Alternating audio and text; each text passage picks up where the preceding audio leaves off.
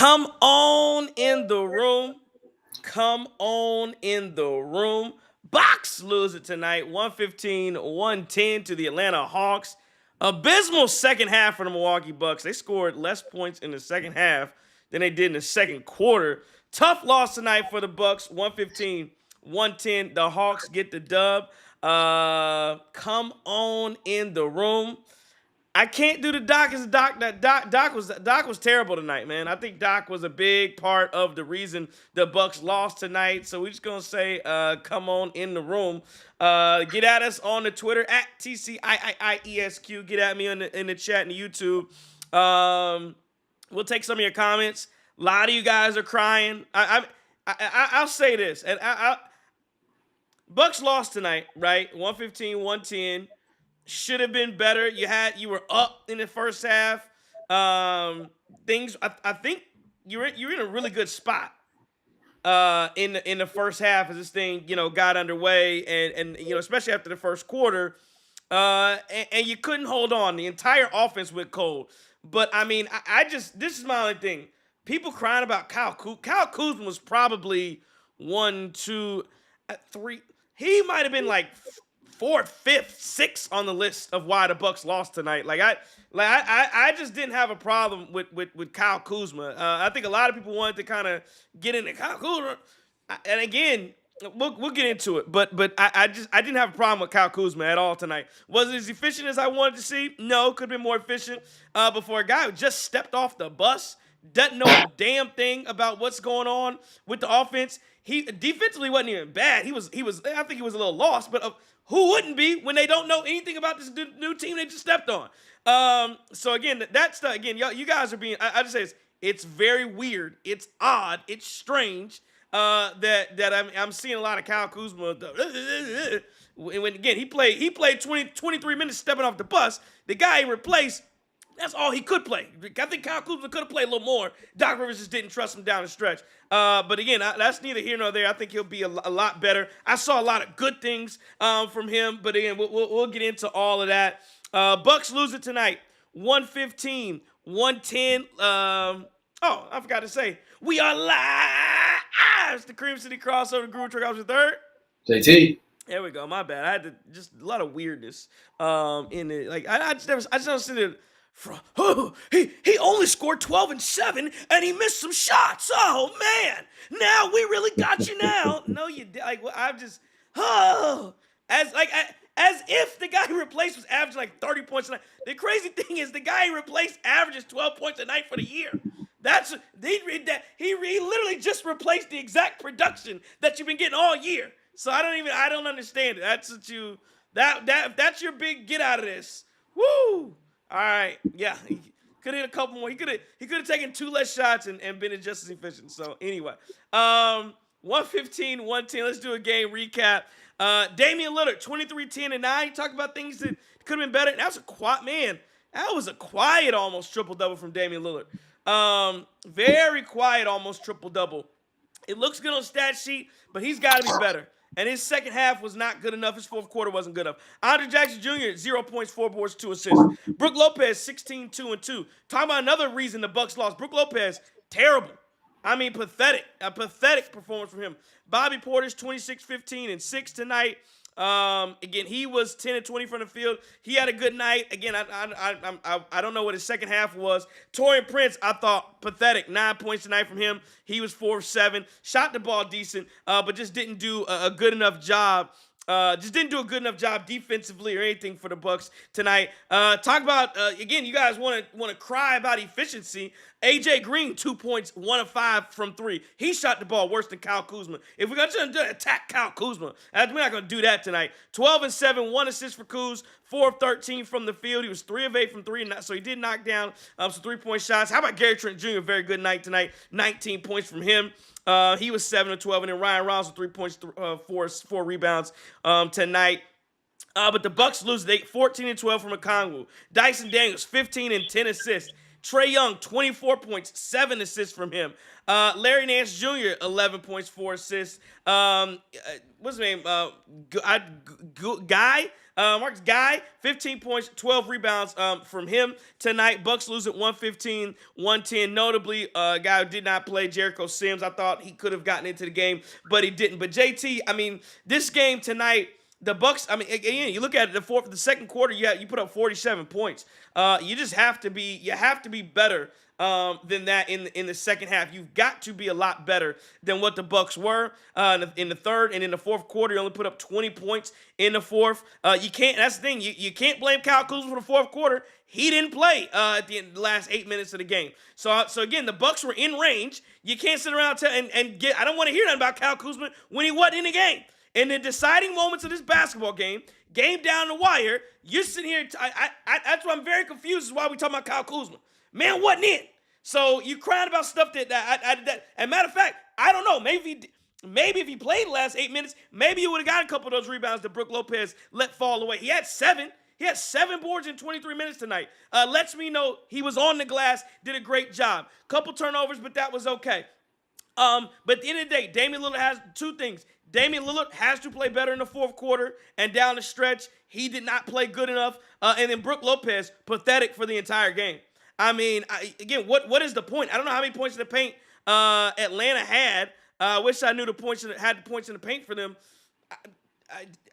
Again, we said Brook Lopez is he's a 7'1" broom, where you just put the broom up and guys just right up you. That he's a drill. You're playing him like he is a drill. And just trying to score the ball over a tall guy. No resistance at all. Another thing I've noticed about Brook Lopez, and again, no Giannis tonight. So I think, obviously, if Giannis plays, I think the Bucks beat the Atlanta Hawks. So again, that's one of the reasons why I'm not very concerned. I know we get into this whole thing of, well, you should beat teams without Giannis. I don't know if it's somebody that told you, the Bucks ain't good enough to be beating teams without their best player. That's not who the Bucks are. So when Giannis does not play, if Damian Lillard does not play like a superstar, and 23 points is not, Damian Lillard averages 25. So if Dame can't get to his averages without Giannis in the game, you're hard pressed for the Bucks to win that game. He gets outscored by Trae Young, so he matches the point production, but the other guys are just a little bit too strong there. I thought, but yeah, Brook Lopez. One of the things I've noticed, 34 minutes from it, and I'll let you go, JT. One of the things I've noticed from Brook Lopez is he seems to me like it's hard for him to play more than 6 or 7 minutes at a time. He gets considerably worse on the floor the longer he's out there. And so the run at the end of the first came past the 7-minute mark for Brook Lopez. He can't play that long. In the third quarter, way too much Brook Lopez. Fourth quarter, way too much Brook Lopez. I mean, he wasn't stopping anybody. He did finish with 16 points on 15. Again, you talk about efficiency. Kuzma had 12 points on 13 shots. Brook had 16 points on 15 shots. So, I mean, what are we talking about here? He was damn near just as good. I just think, for Brook Lopez, and that's why I got on Doc Rivers, because end of the game, I just don't understand how you bring in Jericho Sims. And I get it. Maybe he was a little lost. Maybe you had some concerns as to what he could do. That's what I'm gonna hope it was. But I don't see how Jericho Sims can't play 8 minutes, especially when Giannis doesn't play. You gotta let him play. The Bucks look old and slow, and it felt like in the second half, Quinn Snyder told his team to run. That's what it felt like to me in the second half. Quinn Snyder said, we're going to run. It's going to be a track meet up and down the floor, and they won't be able to keep up. And that's what the Bucks did. They couldn't keep up. They got cold from 3, got cold from all over. And again, Atlanta walked them down just so quickly. So again, I think it's going to be up to Doc Rivers to get this team acclimated, to get this team up to speed and ready to go as quickly as possible. And what I mean by that is, we didn't bring Kuzma here to play 23 minutes. Like, right, Chris can play 23 minutes. And again, I get it because it was his first night, and so I'm assuming that's why Doc Rivers didn't want him on the floor. I'm assuming that in the fourth quarter he didn't want any defensive breakdowns, and Kuzma may not have known some of the schemes as well. So I'm assuming that's why he didn't play in the fourth quarter. But no, I I need 35. I need 35 I need 30, 35 from Kyle Kuzma, because if he plays 30, 35 minutes, maybe he's not as efficient as you want, but 7 rebounds in 20 minutes, I mean, my God, that's probably 13, 14 boards that Kyle Kuzma gets in an extra 10, 11, 12 minutes, and you need that. You needed that when your 7-foot-tall center has 2 rebounds in 35 minutes. That's a problem. So don't tell me about newcomers to the team when I got the old heads playing like absolute garbage. That's my problem. Y'all sitting here telling me about other guys. I want to talk about Brook Lopez, Damian Lillard, and Taurean Prince. Those are 3 guys I want to talk about. Doc Rivers, what he's doing, how we can't stay in front of nobody. That's what I'm more concerned with than the newcomer trying to get acclimated to the team. So if you're concerned with that, again, you're just looking for a reason. You're just looking for a reason. But at 115, 110, that's a little what I saw. JT, what'd you see? Man, this is a heartbreaking loss to me only because we came out in that first half swinging. We came out in that first half offensively, put up 70-something points without Giannis. I would have never guessed that a Bucks team would score 70-something points in a half without Giannis. And I don't think we've seen that out of all the time. I'm pretty sure that has not happened this year as well. I was just astonished. So talk about the good. First off, I thought Kyle Kuzma, he came out, he was balling, right? Again, context is everything. He didn't know the plays. He wasn't really familiar with the scheme, what was going on, but he was out there instinctively playing basketball. He running around, he setting screens, he moving, he hitting shots, he's getting boards. That's all you can ask for from him. They talk about the loss of Chris, and they're going to inevitably compare Kyle to Chris. But again, we're not comparing their careers. We're comparing where both guys are right now. And right now, Kyle Kuzma can give you what he gave you really in that first half of tonight. Oh, you're going to be okay. We're going to be all right. Now, I agree with you, Trey. He's going to play a little bit more. Again, kind of new here, so there's a bit of a minutes restriction. So I get it. But I thought this team, I mean, you realize in that second quarter, we made like 10 straight threes. Was it 10? Was it 9 or 10 straight? We made like 9 or 10 straight. I mean, we were just absolutely out there cooking offensively. But again, what we saw tonight was what we had seen before with the bigs. Brook Lopez, we are very, very, very vulnerable. Just with our bigs defensively, especially. And by the way, you asked the question of how many points we scored in that. How many points in the paint did the Hawks score? It was 60 tonight. I mean, I think we scored comparatively. I want to say in the mid 30s. So it was. Listen, it was exactly what it looked like there. Thought Gary Trent Jr. had a very good game tonight. And I agree. I mean, I think Dame, right? You thought this would be a night where Dame elevated this team. And he played all right, but you do expect a bit more from him. But really, what really did us, the second half meltdown, that third quarter was awful. We couldn't hit a shot. I haven't pulled the game cast. I think we had like 15, 16 points in that third quarter. I mean, it was absolutely abysmal. We just ran out of gas. We just looked like a team. And I don't know if it's not even like conditioning. It doesn't really make any sense. This is on Doc, and I think you'll have to change that. But yeah, this was a game we should have won. There's no reason why we lost it. I'm going to say we found a way to lose this game tonight. It's a bit disappointing. So yeah, I mean, Doc, we got to get this thing turned around. We can't keep dropping these games that we should be winning. John, go to your right. Just move to your right. Right, yeah, just move to your right. Right. Left. Mother left. Y'all will look at the Peloton. Y'all trying to look at more, bro. This way? No, the other way, bro. You're cut off. That's what I'm trying to tell you. Yeah, there you go. But yeah, I agree. It wasn't a good performance from the Bucks. They have to get better. But again, I'm not. The crazy thing is, I'm not as down as other people are here. Again, I think this is going to be an adjustment period. I think Doc Rivers has to get much better. He has to get a lot better from a rotation standpoint. He's got to figure it out. He's got to find it and find what works. And listen, at the end of the day, like I always say, you got to play your horses. You've got to play your horses. And if you got horses that you sitting there playing, you trading for guys, and again, one to probably talk about, I see people in there saying, well, can't make Mid the scapegoat. No, Middleton's not the scapegoat tonight. But again, what we needed was somebody that could play more than 20 minutes a night. And so when you bring a replacement in and you play him, and again, but I get it. I'm not upset because I understand why Doc Rivers had to do it. But when you bring in the replacement, and one of your problems is your de facto third best player, or whatever you want to call the replacement for this guy, isn't able to be there and is not able to run 20 minutes, over 25 minutes a night. When he's not able to do that, the guy you bring in has that's the whole point. You brought him in because you had a guy because you had injuries, and you couldn't maximize what you had on the floor. So in the first game in, if you don't add into those minutes, well, that means it's more minutes for Brook Lopez. That means it's more minutes for Taurean Prince, who didn't play well. There's more minutes. It's just more minutes for the guys that you didn't want playing in the first place. Oh, and by the way, Giannis doesn't play. So when all that mixes together, and the production that was clearly not enough is still the same production in the 20 minutes, I'm not surprised that it went. I'm really not surprised that it went like this, because you were looking for more. Let's go to I want to talk about the super chats for a second here. Appreciate you guys' super chats. William Arrange was the first here with the super chat. Says, and this is why Giannis is the best player in the world.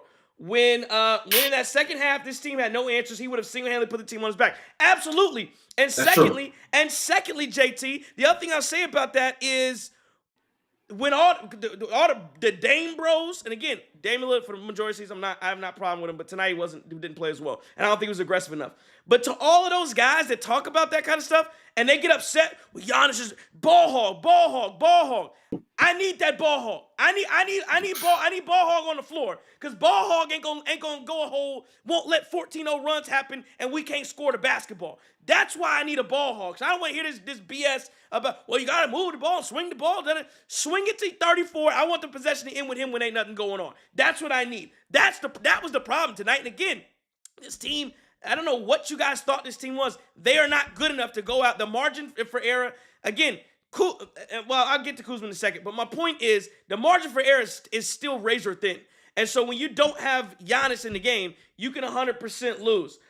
Second super chat was NYC Demon. He says, championship window has been closed, but when we decided to keep Brook and Bobby, we shut the window closed for good. Kuz was actually good. The man was playing inconsistent minutes and was put in after Dame blew the lead. I don't know about that. I don't go that far. He was put in after Dame blew the lead. I wouldn't put it like that. But I agree. Again, that's what we were just talking about. The minutes problem, and he didn't play as many minutes as I think he will.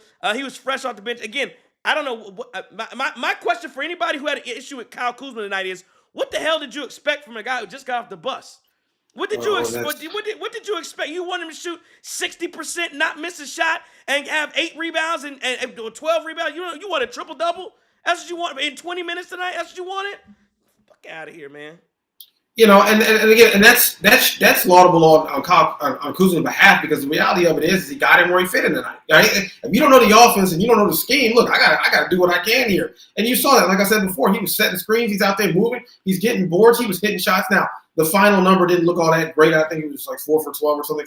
Okay, I get that, I understand that, but keep in mind that, hey, when Giannis comes back, maybe he gets better looks. When Giannis comes back and he actually starts running with his offense and he settles into his role, we're going to be all right. I thought there was a lot of good that you take from Kuzma tonight. If you want to knock him for not hitting a shot in the second half, I mean, okay, I get it, right? But at the end of the day, still, I agree with you, Trey. I think in the limited minutes he played, given the circumstances, keep in mind, Kuzma didn't even find out he was going to play till, a few hours before the game? Right. He didn't even know he was going to play. Right. Kuzma could have been in one of them outfits on the bench. And, they gave him – I'm fine with it. Because I agree with you. And, again, reliability and availability were an issue with Chris. They just were, and those are your best abilities. And at this point, it doesn't seem like that's going to be an issue with Kuzma. I'm very optimistic about Kuzma, and I'm optimistic about Kevin Porter Jr., but I'm sure we'll get to that. Yeah, no, we absolutely will, 100%. I know, just again, so a couple more chats here. Richard C. says, Horst and Doc, please leave. John Alberto says, team is cooked. Richard C. Lopez, 34 minutes, 2 rebounds. Again, Deshaun Mid said can't make. I don't know why. Again, I don't understand this laughing. Can't blame Chris. Again, as if Chris was gonna put up 30 tonight. What are we talking? I guess that's what I'm getting at. Is as if if only Chris was here. That's what I don't understand. I don't understand it. Iron Man Clan TV says, I legit want to know what excuses people I've been arguing with all season, off season about trading Brook have to say now. And then Colin Racing says the Bucks can't continue without GA yet have Dame. They're not going anywhere. I mean, again, I guess, but that's the Portland Trailblazers. They had Dame. The Portland, yeah, again, if you gave Dame the Portland Trailblazers, they weren't going anywhere either, and that's why he left. That's why they were okay with him leaving. Hang on for a second here. If Giannis isn't there, he's not there. Hang on, because no hate, only facts here. He said, JT, I don't know why you were doing your nose after the guy called Giannis the best player in the world. You think Jokic is a better player than Giannis? Dude got the most votes to read. No, I don't think Jokic is a better player than Giannis at all. No, stop it. And if I was doing something with my nose, it's probably going to me to blow it. But yeah, no. I'm not going to thumb my nose at Giannis being the best player in the world. I think he is the best player. And I'll tell you this. Giannis hides a lot of issues on his team. We've talked about this all year. We've talked when Trey just made that point here, and he's saying the margin of error is slim here. Yeah, because when your team is sleepwalking and Giannis is the one out there grinding and he's the only one awake, it's pretty damn good. In fact, it's damn near great at that point. And that's exactly what we're saying about tonight. Giannis ain't there. Here we go. This is the kind of stuff that happens. Giannis actually avoids a lot of this stuff from happening. So no, I'm not thumbing my nose at Giannis being the best player in the world. I do think Giannis is the best player in the world. I do. I think, and I even say this. I think Giannis got robbed out of an MVP because of voter fatigue, quote unquote voter fatigue. The same thing that happened to Lamar Jackson, but make it that look around here. I 100% think Giannis should be a 3-time MVP. So no, I want to make that clear. I got no problem with Giannis. I do think Giannis is the best player in the world at this point. I get that everybody's been fascinated by Jokic's passing. I understand, and he the triple-double kick, whatever it is you want to call it here. But let's be clear here. I do think Giannis is the best player in the world. There's no question about that at this point until I am proven otherwise. Go ahead, Troy. Yeah, no, I'm with you. I think that I didn't understand that comment either. Didn't make any sense. I don't think he wasn't trying to start it. I think he just was saying that. I don't know. Probably made a funny face. Yeah. Or I really do need to blow my nose, but. Going back to the comments, and this will lead us into our next comment here, our next topic here. Sammy says your boy Kuzma was ass, except it bro can't create zero separation.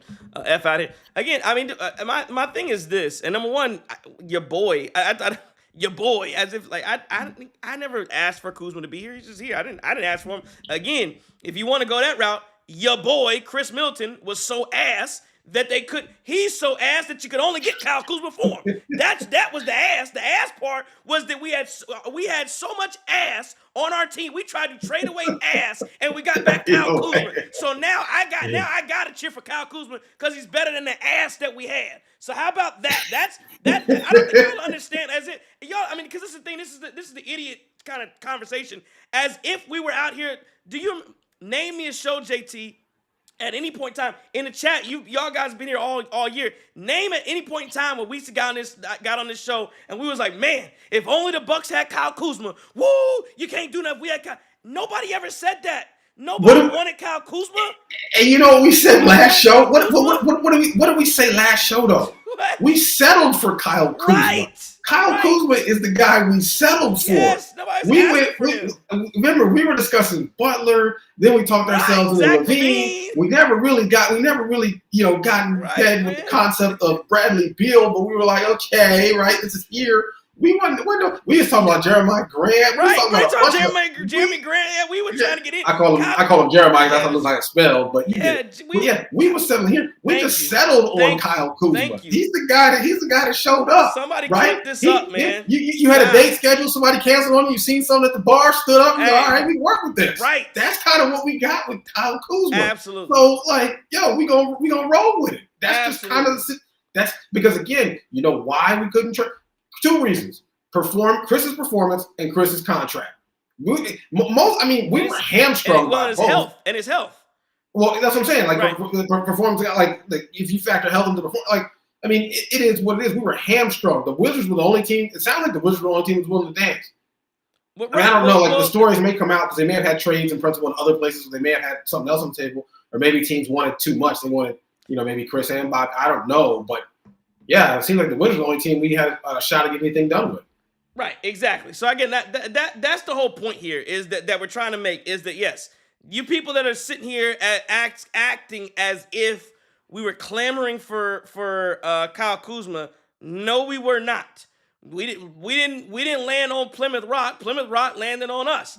That's how this happened. And so Kyle Kuzma is now here, and now we have to do this. But again, as I said, the reason Kyle Kuzma is here, as you mentioned, is because Chris Middleton was such a poor player this season. He only played 23. I was looking up. Crazy thing is, since we're doing this, hold on. I had the stats up here. This is just, it's just some stupid stuff people are saying right now. But this is what we're talking about tonight. Chris Middleton this year was played in 23 games. He started 7. Last year he played in 55 games, started 55. He is playing the least amount of minutes played since, he played 23 minutes. He hadn't played that few amount of minutes since his rookie year in Detroit. Okay? You look at his points, averaging 12 points a night. He hasn't averaged that few amount of points since his sophomore year in Detroit. Again, it's not good what we have from Chris Middleton, or what we were getting from Chris Middleton. It was not good enough. So you look from a minutes perspective, from a points perspective, the overall production from Chris Middleton was not there. So that is why you ended up with Kyle Kuzma. Not because anybody was pressed to go get him. William Arrange with another super chat. Appreciate it. He says, I think we need to start Sims and AJ Green. I'm not going that far. Replace Ajax's lack of shooting and Brook's lack of defense and lack of athleticism. Trey had Brook looking lost. I'll answer that just because we're here. Jericho Sims, I don't think is a starting level center. I don't think he's that. I think he's a rim running guy. He's a lob threat. He can get to the basket. But if you're giving him the ball to ask him to do anything with it, that's a problem. He is a rim protector. So I think defensively, yeah, he can jump out the gym. He's an athlete, heck of an athlete. He jump out the gym. But asking him to start and play starter level 30 plus minutes, whatever, I think is a lot. AJ Green, different story. If you want to start AJ Green, if you want to try back Gary Trent Jr. starting, I'm 100% okay with that, and using Ajax more as a spark plug, I'm 100% okay with that. I don't have any issues with that at all. Yeah, no, I would agree with that too. I certainly think my bad. I was in the comments. I thought man repeated himself again. Well, yeah, I saw it. I think just make a typo, but I don't know. Edit whatever that is too. Yeah, I mean, when he talked about so here's the question I have though, and I think this is a fair one too, because he talked about Trae Young, Cook, and Brook, and he was frying. I mean, I don't know how you fix this. I don't think you can fix this. No, like you can't. Even from a schematic perspective, I mean, you just gotta hope that never happens. I don't really know how you fix it to the doc, because at this point, I mean, I think Brook just has physical limitations at this point. That's kind of what it is. It's not that he doesn't want to, it's not that he's trying. I just don't think he can. I don't think he moves feet. I think Brook is just slow. I think age is caught up with him. Yeah, oh no, 100%. 100%. Muhammad, I'm looking at it right now, that block over Brook Lopez, the miss to Brook Lopez at the rim. 7-footer doesn't play like he's 7'1". It just doesn't make sense. But let's get into next topic, Kuz control. Let's get into what we thought about Kyle Kuzma tonight, and how he played, and what he looked like, what actually happened on the floor with the new Bucks acquisition, Kyle Kuzma. I thought, again, it was a solid performance for me. 4 of 13. Could he have shot the ball better? Absolutely. I mean, but again, we're talking about 4 of 13. But again, I'll say this: one of his misses was a heave at the end of the half, which threw off the backboard, which I don't have any problem with that. A lot of guys don't even like to take that shot because it'll mess your averages up. So he took that shot. Really, Dame probably should have took it. Dame passed to him late. So he took the 3 in the corner, which I didn't mind. He threw it up off the backboard, whatever, one leg, whatever that was. And then the other one, Doc put him in the game with like the last 10 seconds of the game. He missed a 3 when the Bucks were down 5. Game was out of reach with 3 seconds to play. So if you really want to talk about it for me, he was really 4 of 11. In actual, actual real live shot attempts, 4 of 11, really. And so, yeah, do you feel better about that if he's 4 for 9? Feel better if he took 2 less shots, or if he made 1 more? Okay, if he was 5 for 11, would that have done a better job for you? I thought what I really enjoyed from Kyle Kuzma, and I'll say this, a couple things. What I really enjoyed from Kyle Kuzma was the activity. He cut to the basket, I thought was great. He missed he got fouled at the rim, hit 1 or 2 free throws. But I thought the cut into the basket was great. I thought he had a couple really nice passing. Iron Man Clay TV says what shocked me was how good of a passer he is. Now he's a good passer, willing passer. Did have a couple out of control turnovers. I thought there was one group he was in the second quarter in particular where they were just watching him play one-on-one. I think he racked up a couple misses with that group, which again, I thought that was really on that group for sitting there ball watching versus anything Kyle Kuzma did. But again, I really appreciate the activity. I thought he boxed out well. I thought he grabbed rebounds. I thought he was active around the ball, and I thought defensively he was okay. Took a charge as well, which I agree, which I like. The other thing I'll say about Kyle Kuzma is if you are expecting Kyle Kuzma to play like prime Chris Middleton, you're going to be sadly mistaken. That's not what he is. Kyle Kuzma is not a Chris Middleton. Kyle Kuzma is not a 2021 Chris Middleton replacement. Like we know that. And again, why do we know that? We know that because Chris Middleton was traded because the Chris Middleton we know with ankles like this and can't play more than 20 minutes a night. We know that because that's what you got Kyle Kuzma for. So again, if he was any better than that, you would have got a better player. But but you're not bringing him in to replace the production of a healthy Chris Middleton who can actually play. I'll say this too, and I want your thoughts, JT. Kyle Kuzma, scratch that. The NBA is no longer about a big three. It's just not. Look at the best teams in the league. Look at the Cleveland Cavaliers. That's not a big three. You know, Darius Garland, I don't even know if you consider Darius Garland and Donovan Mitchell a big two, or if you want to say it's Evan Mobley. No, that's not a big three. Look what they got in OKC. But one of the best teams in the league. Okay, that's not they don't have a big three in OKC. Look at Boston. They don't have a big three in Boston. They have Jason Tatum, Jason Tatum the other night, I don't know, he had like 12 points. Again, they don't have a big three out in Boston. Look at your best teams in the NBA. Big threes are done. Look at your worst team. Phoenix is trying to make that work. And look at that. Phoenix, and it's terrible. Exactly. Right. The big three in the NBA is dead. So really, when you get Kyle Kuzma, you have now what you're really doing, and this is why I believe the Bucks got better at the deadline. What you're really doing is playing Giannis and Dame, and then you've added depth around those two guys. And you're trying to catch up to modern NBA basketball. So really, this whole like Chris, Giannis, and Dame, that was really a dying breed of basketball anyway. So this really puts you back into the mold of what is the modern NBA, how you want to play, and what you need is Damian Lillard and Giannis to play like legitimate superstars every single night. And you need the rest of those guys to fall in line 100%. That's why again, when you talk about depth, I look at this team, I talk about Kyle Kuzma being a depth role and really playing a role, which is rebounding big, playing him at the three next to Giannis and maybe Brook or Bobby, whatever that is. That gets you a large front court. And then you add Kevin Porter Jr., who could be a starter level type of player if his head is on right and he's playing well. And then Jericho Sims, who is a depth center.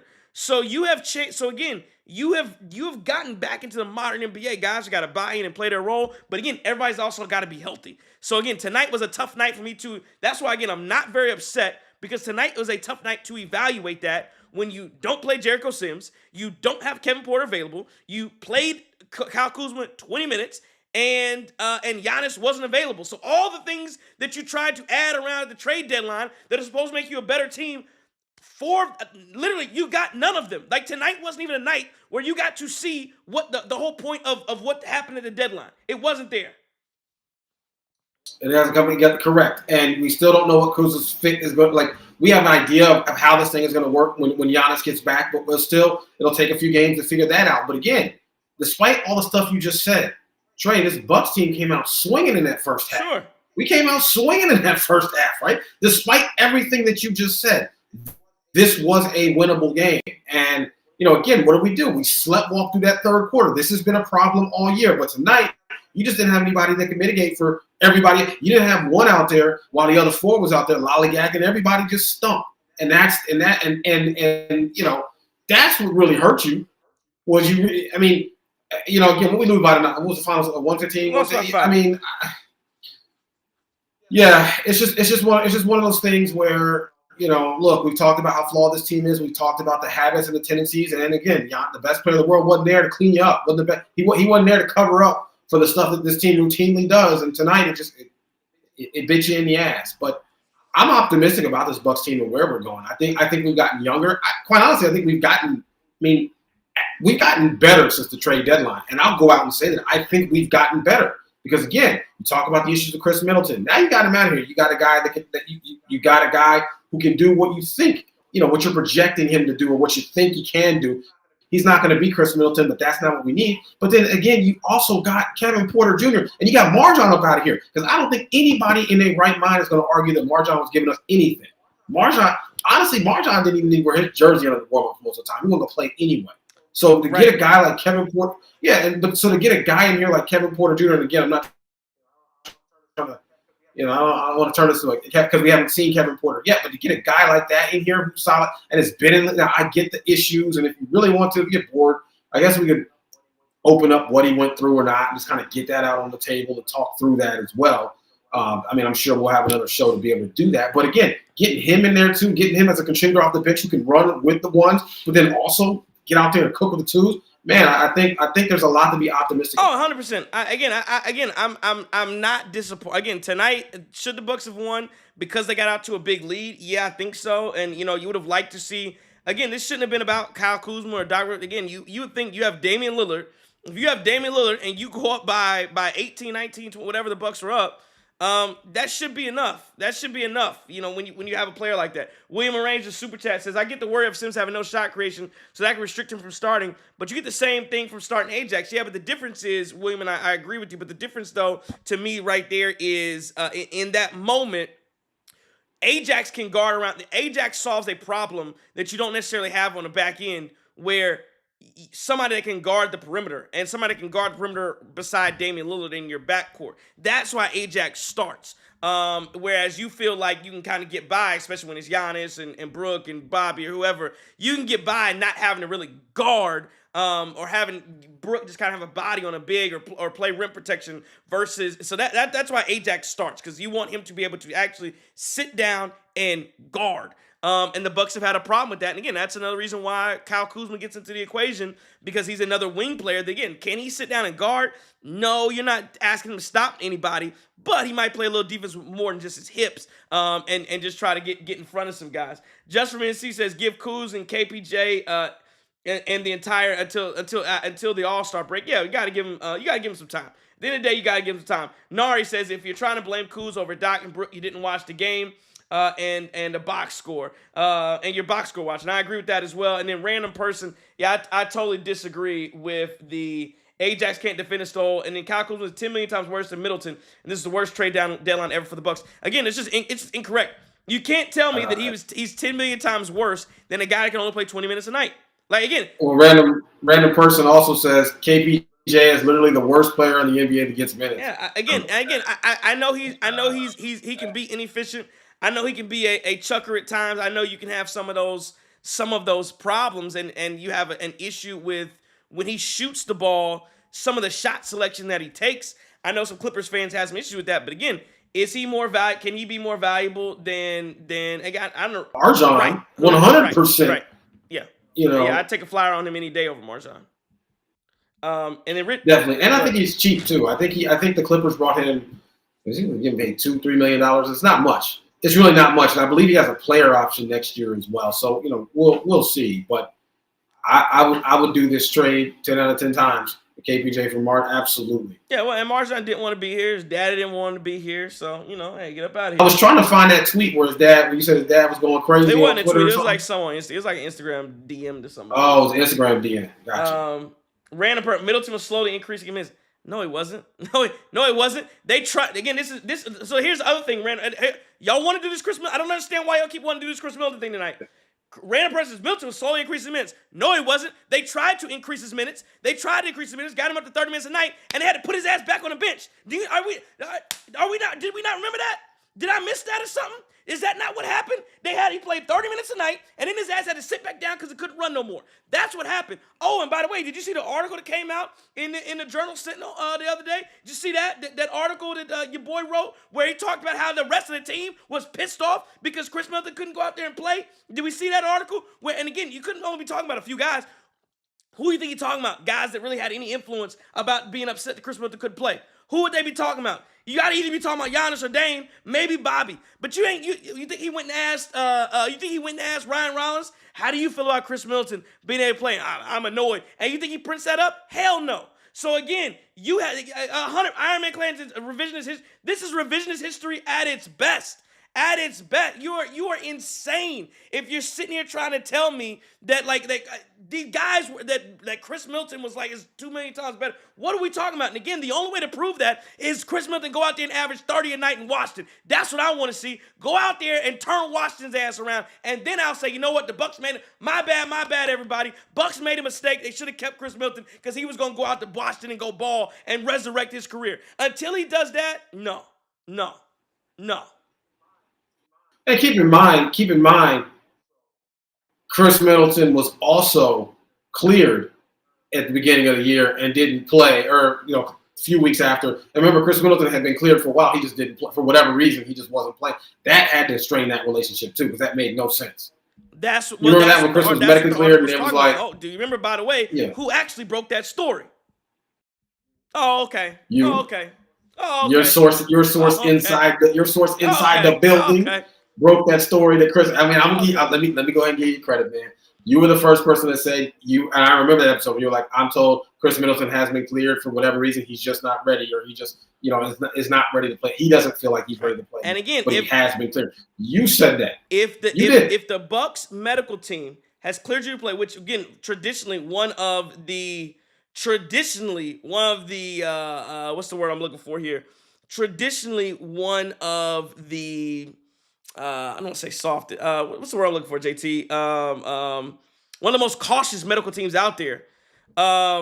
If they are telling you you're medically cleared, and you go back and tell them, "Hey, I don't feel like I can play," what do you think the guys are going to sit? What do you think the guys are going to sit up there and say?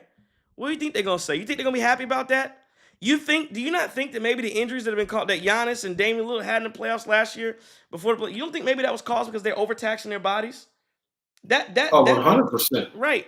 So again, talking about Chris is a playoff riser. That was 2 ankle surgeries ago. You can't talk about that. I'm getting tired. I can't do it no more. You can't talk about, these are facts when the man couldn't play. These are no longer, he's a playoff riser. I can't keep. This is like this. Well, they're relying on what happened in the Pacers series last year, right, which to me looks like that was probably Chris's last stand as far as being that playoff. I don't see it. I don't, and I get it. But again, nostalgia and reality are not the same thing. We say this all the time. Nostalgia and reality are not the same thing. Even memories and reality certainly are not. And this year, Chris does not look like that player that we knew of in the past. No. It was kind of confirmed that he's no longer that guy. Has a few flashes here and there, but for the most part, I mean, prime Chris Middleton is done. In 2021, 2021 is 4 years ago. Wow. If you were in college, you graduated if you go into class. Well, right. You have that issue. And again, I can't go back. I just can't go off that. That's like going to Vegas and rolling 7, and you come back and you roll it again. You're gonna lose at some point. You gotta stop. You gotta stop. You hit the jackpot once. You say, okay, he hit it again. Oh, Chris. Oh, he wasn't healthy all regular season. Postseason, here we go, and he lands 7-7-7 across the board. All right, here we go. Let's do it one more time. At some point, you've got to walk away from that machine because you will lose. And that's what happened with the Bucks this year.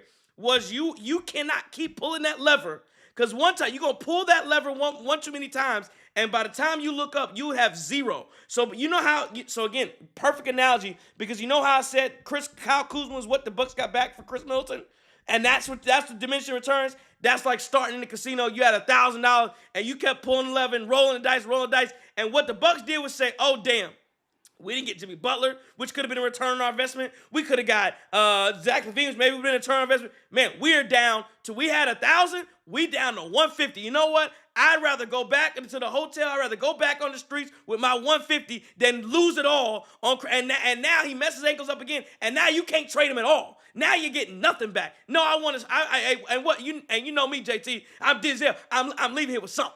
I'm leaving here with something. Right. Well, that's what I'm saying. That's the question, though, right? Rolling the dice with Chris, rolling the dice with this quarter. How many times are we gonna get out there and hit on 17 and hope it works out? Thank you. Come on now, you know that ain't gonna work. Come on now, you gonna bust that thing every time. You know, by the way, we got some stuff in chat. I don't know who these people are in chat. Yeah, these must be like the loser Chris Middleton people. Like again, go listen. If you're that pressed, then you tell me. Here's what I want you to do. The Washington Wizards, you should be putting all your stock in the Washington Wizards because them boys about to go crazy next year. If they got the Chris Middleton y'all talk about, woo! Hey, the funny thing is they're going to the playoffs. That's the Chris Middleton y'all telling me that's coming to Washington. So I want to see playoffs next year. Damn it, next year. You know what's crazy? You saw that story come out where it was like, well, we expect Chris Middleton to kind of be like a mentor and help him with the young guys and everything. So we expect to hang on to him. And I just was like, damn, he's 33 years old. They got that man on status. He literally is on. He is. Like I don't understand why. I just don't get why people are crying about this. Like, dude, yes, he's bro. The man is He's It's a wrap. He's cooked. He's washed. Finito. And again, it sucks. They're gonna put him in the rafters and all that. But all that stuff in the it's done, dog. It is done. It is 100% done. And again, you guys in the chat, I just don't understand it. So are we just ignoring random person's comments at this point because some of this doesn't make sense? Yeah, I'm done. Yeah, I'm done. I move on after this. Mighty Meaty Hack Dog. This is probably like a bunch of bear account. Mighty Meaty Hack Dog says you want Chris to average 30 and you're okay with Kuz to give you 4 for 11. No, dumbass. No, are you stupid? Kyle Kuzma. No, I just got finished saying Kyle Kuzma was not Chris Middleton. I want Kyle Kuzma to do the things that Chris Middleton can't do, which is rebound, which is go to the basket, which is cut, which is play, which is try to, which is defend a little bit, which is be available, which is run the floor, which is run full speed without having an issue. That's what I'm looking for from Kyle Kuzma. I'm looking for the intangible kind of things and to fit within a system. Again, and that's how I know you guys aren't listening because you're stupid. What I said, well, again, people are stupid. What I said, so clearly you missed what I said. What I said was, if you're expecting Kyle Kuzma to be Chris Middleton, you're expecting the wrong things. I don't expect that. I don't expect that at all. I know he's not. And again, what I expect, here's again how I know he's not, because you traded a Chris Middleton who could only average 12 points a night and go for 20 minutes a night. Kyle Kuzma was available for that. So again, that's my expectations. I think people are acting as if you traded a 30 a night guy for Kyle Kuzma. You didn't. That guy's dead. He's no longer alive anymore. You traded a 12-point a night guy playing 20 minutes a night who couldn't move at all. That's what you traded for Kyle Kuzma. That's what you got back. So again, I'm off of this now. According to Sammy, he said cooked. Yeah. Arguably the best player in the playoffs. Isn't it funny? Everything they talk about is in the past. Last year. Tell me what last year. Today. Are you guys serious? You know what happened last year? Did you see last year? Bro, that was like 2 ankle surgeries ago. Like, what are we doing? We're talking out our ass right now. So again, I'm not addressing any more Chris Middleton stuff because now, I think you guys are trolling, and it's just, it's in a stupidity level at this point where we're talking about this stuff. Yeah, because again, it's another stupid ass. Okay, and now you know what? Yep. I'm sorry. I'm not sorry because I can't deal with stupidity, and so when I hear stupidity, you know what I do? I give technical fouls. Out of here. Get him out. Get Sammy out of here. Get all the stupidity's got to go. I just don't do well with the stupidity. So it's a 24-hour ban. We'll see you after. We'll see you when the Bucks play. Well, we're not gonna be on Sunday when the Bucks play in the Super Bowl. Yeah, we're not gonna be there Sunday. Anybody else want to get kicked? Anybody else want to get tossed? I'm feeling. What's the ref used to toss everybody? What's Joey Crawford? Crawford everybody tonight, my dog. I'm done now. I'm done with it. I'm done with it. I'm sorry. Bucks can't hang on to Petty Trey has made an appearance. Yeah, man. Y'all pissed Freddie they, Schroeder. they pissed me off. And so you know what I need, JT? Curly's. I need a drink. I need a drink from Curly's. I need to go to Curly's Waterfront Sports Bar and Grill. I need a drink. I gotta relax, man, because Curly's Waterfront Sports Bar and Grill is the only place I can relax out in Pewaukee, Wisconsin. It's the only place you can relax out there on the lake. Get it, enjoy yourself. Get some Curly's Waterfront. Get out there to Curly's Waterfront Sports Bar and Grill. Enjoy yourself. I think, man, they might have $3 bottles and pints. I think the Bucks' next game is going to be televised against the Philadelphia 76ers. Again, always at Curly's Waterfront Sports Bar and Grill. Live on televised games, $3 bottles and pints. And then every Wednesday, every Thursday night, you know what they're giving away, JT? Free Bucks tickets. Well, they're giving away tickets, but you know what you got to do to get them? Well, bingo and trivia. Bingo and trivia, Wednesday, Thursday night, Section 102, row 23, seats 1 and 2, out of Curly's Waterfront Sports Bar and Grill. Go ahead, get some bingo, get some trivia in. And you know what? They may ask you a question like this, JT. Super Bowl's coming up, so they might ask you, who are the 2 starting quarterbacks to win Super Bowls with 2 different teams? They might ask you that. Anybody know? 2 starting quarterbacks to win Super Bowls with 2 different teams. 2 of them. 2 starting quarterbacks. Peyton Manning is one of them. Peyton Manning is one of them. Colts and Broncos. Peyton Manning is one of them. Absolutely, you're correct. Tom Brady is another. There you go. Patriots, Buccaneers, Tom Brady, Peyton Manning. Hey, man, you might have just walked away with some. You might as well just walked away with some tickets there to in section 102 seats. I missed it. So anyway, Curly's Waterfront Sports Bar, proud sponsor of the Cream City Crossover. Bob Bobby says, "Do you guys like Middleton and respect him for what he did for the Bucks?" Yes, but you know one of my favorite shows is The Wire. You know what they say? The game is a game.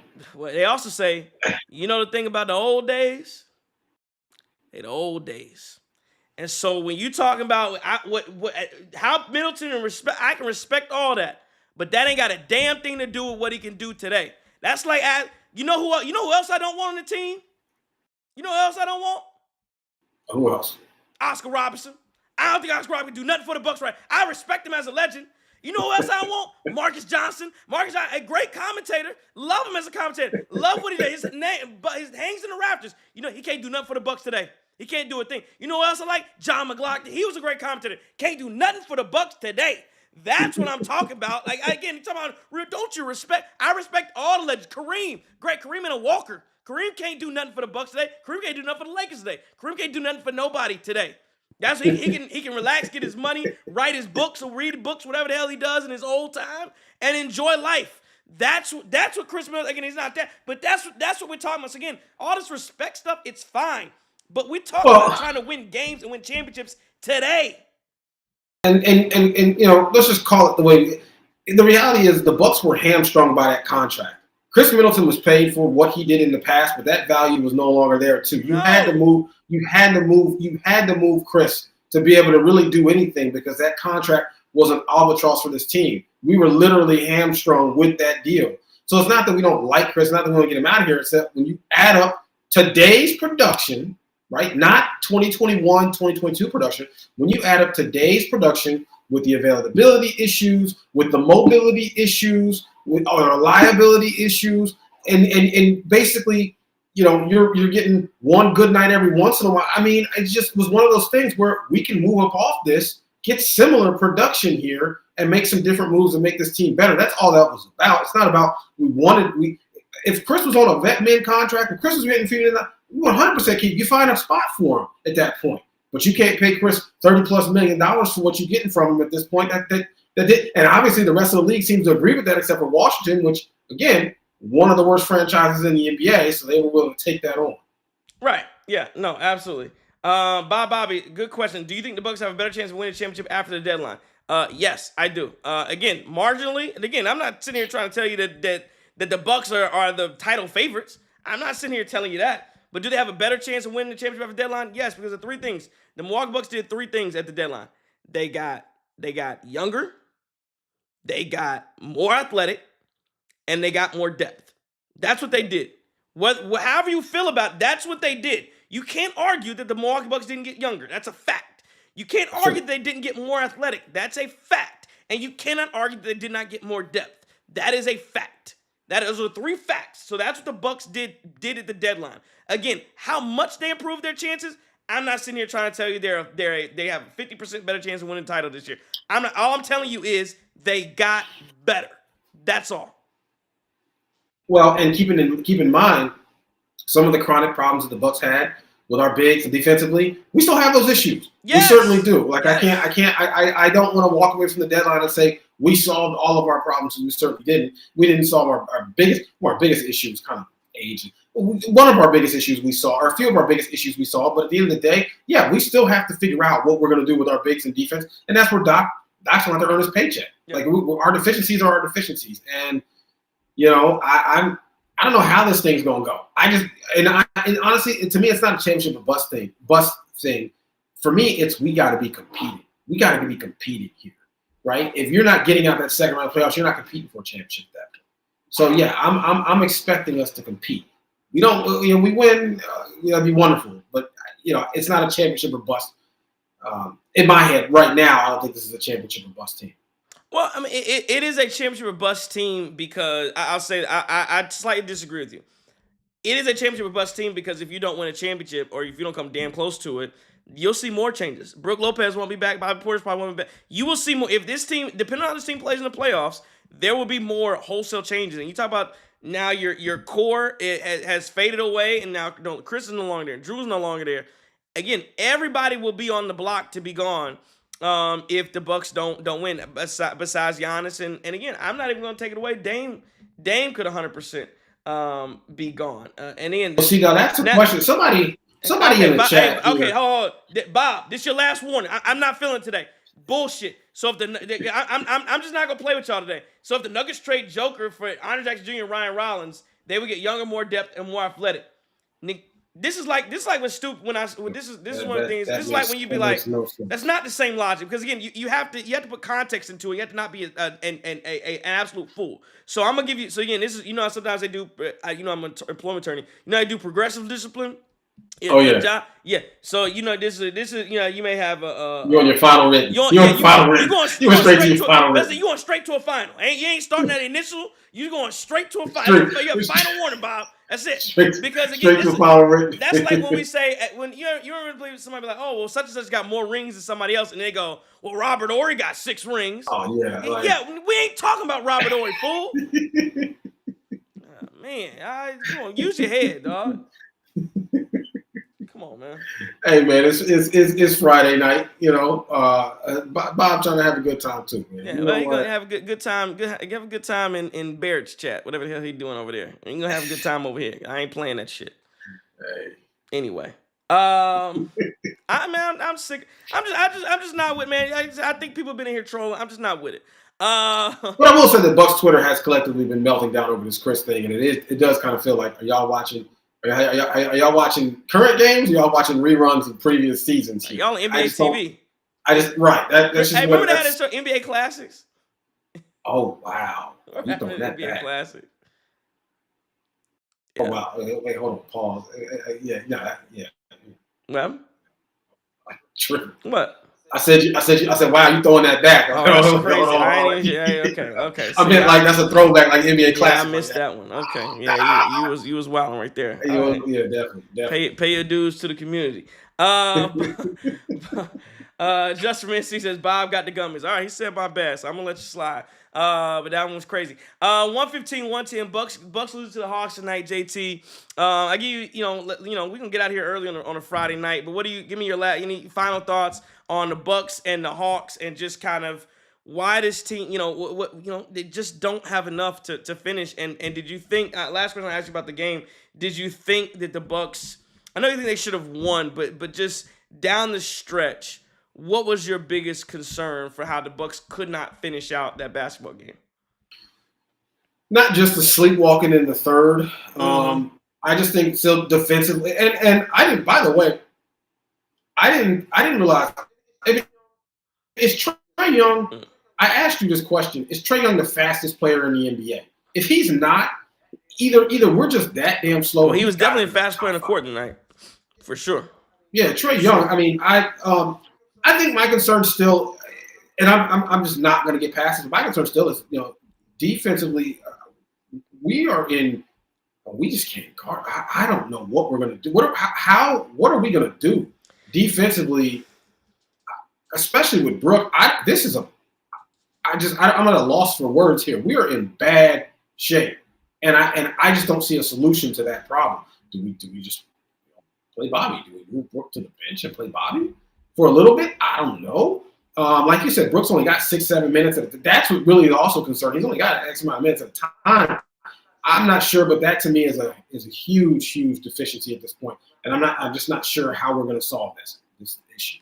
Yeah, no, I'm right there with you. Defensively was a problem tonight, not guarding. Again, obviously not having Giannis was a problem. But you had the players on the court that you have, and you have to go out and win a basketball game. And the Bucks weren't able to do it. And again, Damian Lillard just has to be more efficient. Not much more efficient, but just he has to be more aggressive late in the game. He's got to figure out ways to score. Defensively, I'm there with you. Points in the paint was a problem. You start letting guys get hot from three, and then you just got cold. Yeah, some of the same looks, but you got cold, and that's where you look for Damian Lillard. You look for Giannis to stop the cold streak.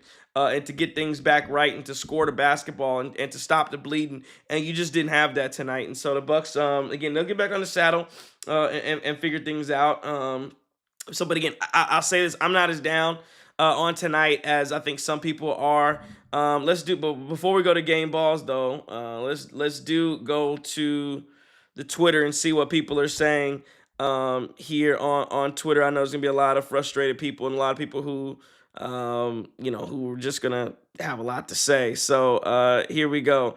At Bloodhound1 says 26-15-6. Bobby is a beast. At Andrew Dedrick says this loss is on Doc and Brook. Doc playing him the same amount of minutes as Dame tonight is criminal. Brook is not playing anywhere near good enough for his $23 million salary. Can't wait to say goodbye to him this summer. At Jules ESQ says this is the perfect time to dust off Jericho Sims and sit Lopez. No, Giannis and Brook couldn't hang against their athletic bigs. Doc's got to have a shorter leash when opponents play fast against the Bucks. At Rated R Newt, it's our guy Justin says they need time to form the chemistry. Give them time.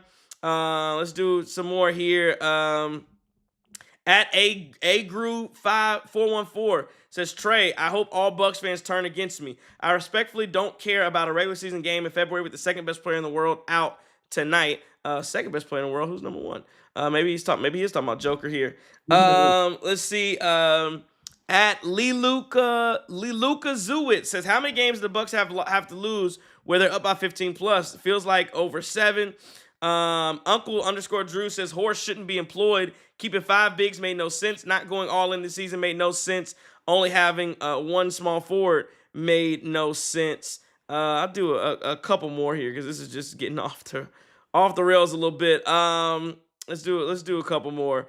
At Bucks Enjoyer 999 says, remember that time was offseason when there was report the Bucks wanted to be more aggressive on defense, and then it brought questions of Brook's future, and then they kept him, and in the first game after the deadline, he got cooked. Yeah, that's true. And then at Monacore says, team is done. The front office appeased foolish Bucks fans by dumping Chris instead of the terror twins, Bobby and Brook.